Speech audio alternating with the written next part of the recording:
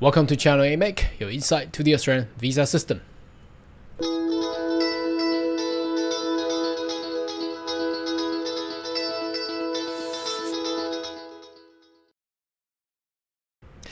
Good day everyone, my name is Carl Young, your online YouTube visa consultant.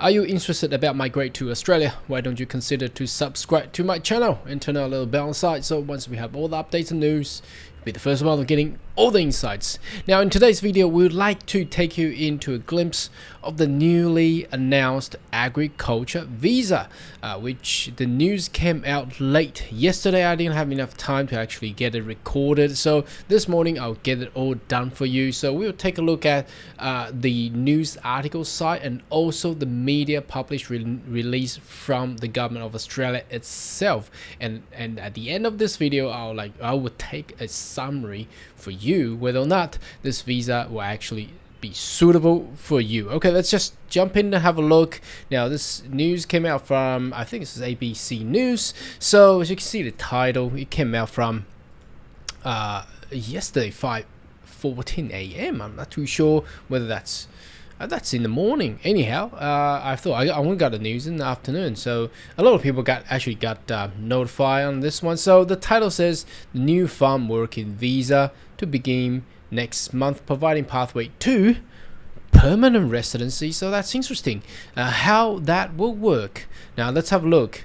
It's actually not called working farm working visa, it's agriculture visa, but anyhow, whatever the name that is, and it will have an official name for this one. So let's have a read about this article here, as the photographers putting on a working holiday maker. But I personally think I don't think this is gonna be towards working holiday visa, but let's have a look. We don't have the definite answer yet because the release of the detail is not yet out from the government. But anyhow, make sure you subscribe to my channel so once that's out, we'll let everybody know. So let's read on this article. It says the new visa will allow the foreigners working in Australian farms will be in place for late next month, so that will be late September.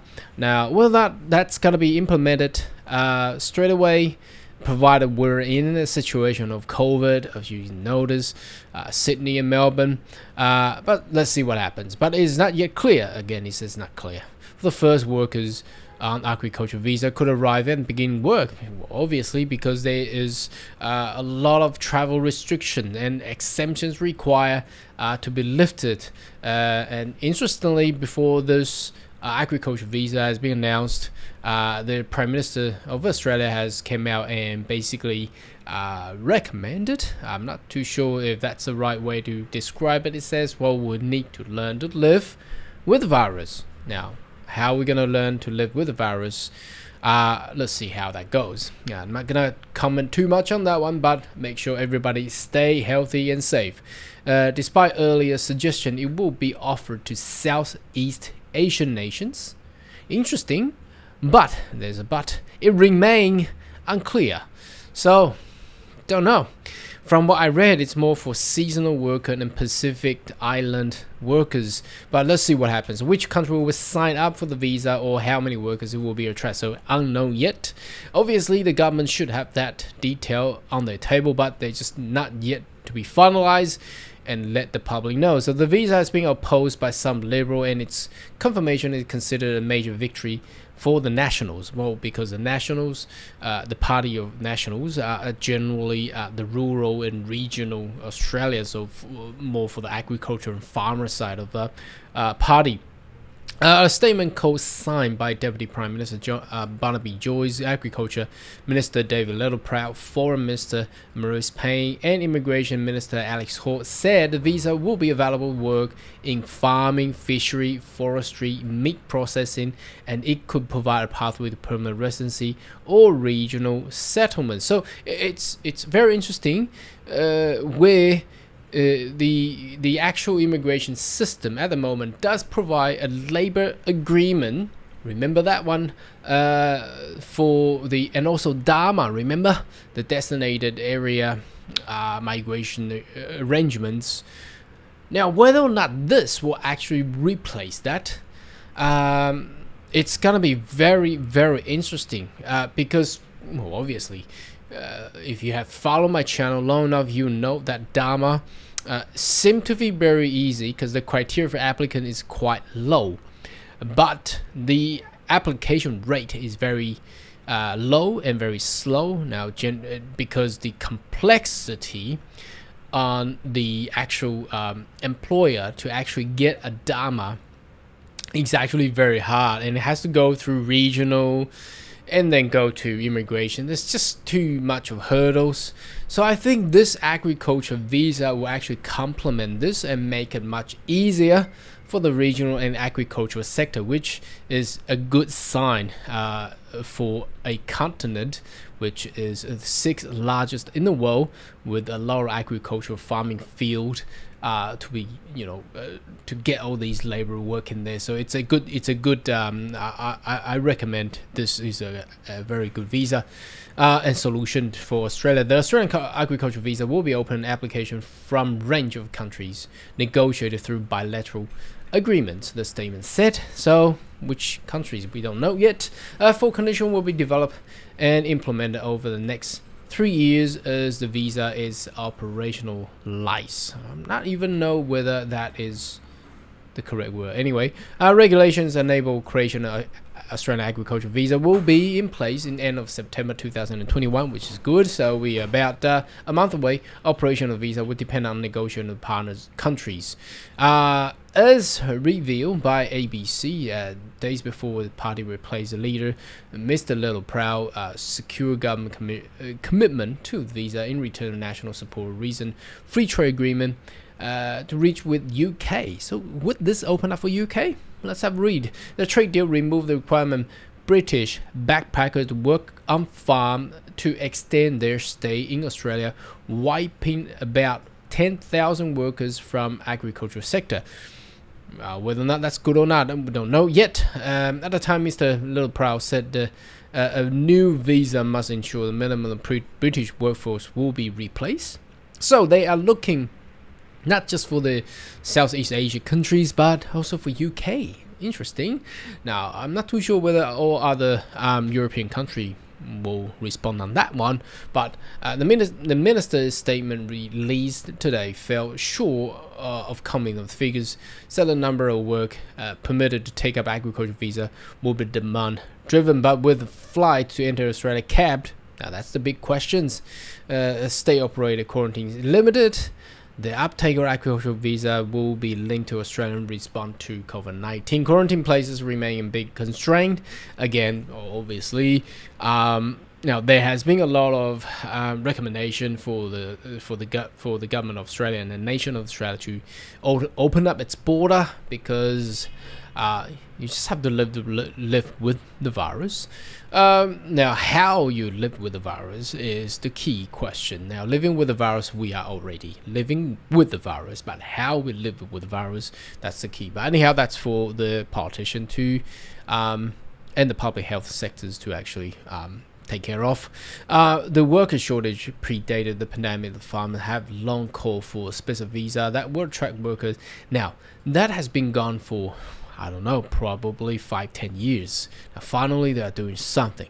Obviously, this the prioritization of this visa is triggered by the virus itself as well. So again, this actually reflects back to what I have predicted, that when a post-pandemic era is actually very favorable for migrants, because the economy has been hit by the virus, and as a nation of Australia with a much larger continent, acreage and things, they need people. They need people to actually sustain the actual economy. So this reflects straight back to what I have predicted. So despite the Prime Minister's government telling the National Farmers Federation during the first week of the job support visa that has been resistant from other in the government. So there is resistance, obviously, because there is in place of the Dharma and the labor agreement. However, as I said, and you may notice, although there is a visa there, but the complexity and the numbers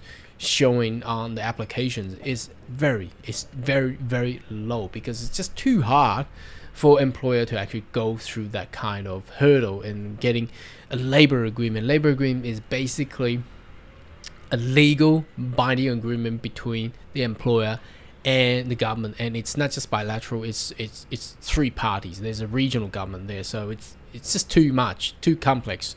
Stream it down. I think it's a good way to go. Some people fear it could lead to establishment of a more industry-specific visa other than concern agricultural visa. Well, see how that happens. You open it up and you control, you manage. Okay, so, but if you don't open it up, you don't have opportunity. So I think that's a way to go. I think what the Australian government had done is correct. Now, Mr. Littleproud has repeatedly said that the new visa will be complementary to the existing labour scheme for Pacific Island workers. So again, that's exactly what I just mentioned, and what I just said. Now, reading onwards, it will complement the Pacific program we have got in place, and also provide pathway to permanent residency. So it's not a replacement of the Pacific labor scheme, so it's add on into that. So it seems like it's a brand new visa category rather than replacing some of the existing ones. While many details will be confirmed, and the confirmation of the visa is emerged as Western Australia desperate to see solution work shortage ahead of what is expected. Mr. Littleproud last week said that he will support Western Australia government negotiating use of former Northern Territory detention centre to quarantine workers. Anyhow, but it will seem to be unlikely options with neither WA or NT. So that's between the state. Now, I'm going to take you into the actual joint media release from the actual the government itself. So we will take in detail on that one. It's whether or not that's going to provide a more clear view, I doubt. But again, I just wanted to show how the media reflect to the government announcements and how the government itself officially published the actual visa. So there is no bias here. I don't want to provide information that has any bias there. And at the end of this video, I'll provide my summary and how I view it. Okay, now let's take a look. The Minister of Foreign Affairs, Maurice Payne's website. Now, obviously, this is officially coming from the government itself. Now, let me just put that into the middle. So it's a joint media. So you can find this exactly the same from immigration's website and the deputy prime ministers, and also the David Littleproud minister's web page. It's gotta be the same because it's a joint media release. Okay, so let's read on. So today we announced the establishment of Australian agricultural visa that build on successful existing Pacific scheme. So it's saying that it's building on the existing ones. So whether or not that's the wording differences. That's what I'm trying to say.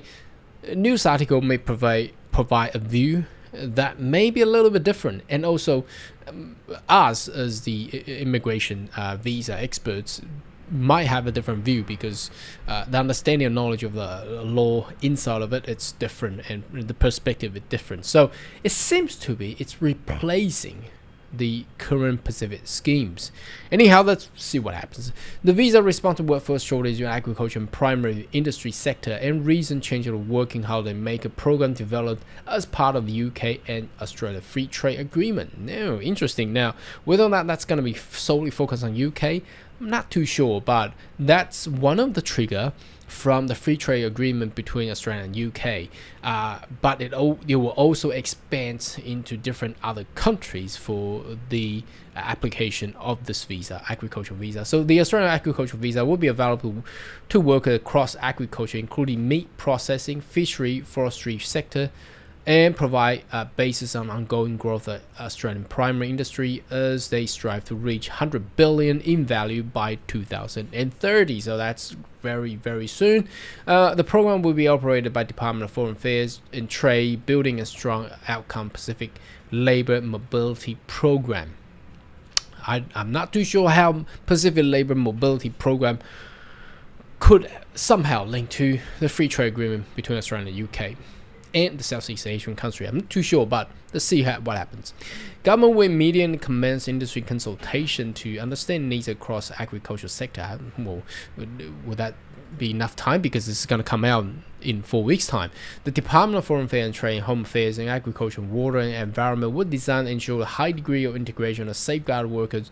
We will closely work with partner government, also include Pacific Family, so that's all the island countries in the Pacific, to ensure their interests are protected. Regulation to enable creation of agriculture visa will be placed by the end of September. Operation of the visa will depend on negotiation of partner country. So what that they are trying to say is the framework will be finalized with the design structure, what they meant, by the end of this September, but the actual visa, which allows people to actually be able to lodge, maybe later of the year or perhaps next year.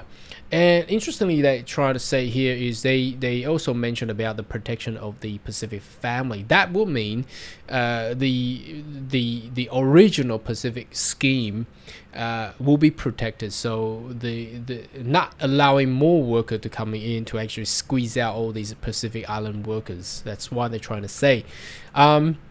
The government primary and growing method meeting agricultural workforce shortage existing seasonal worker program SWP and Pacific Labor Scheme PLS, and a new visa program will be built on this again.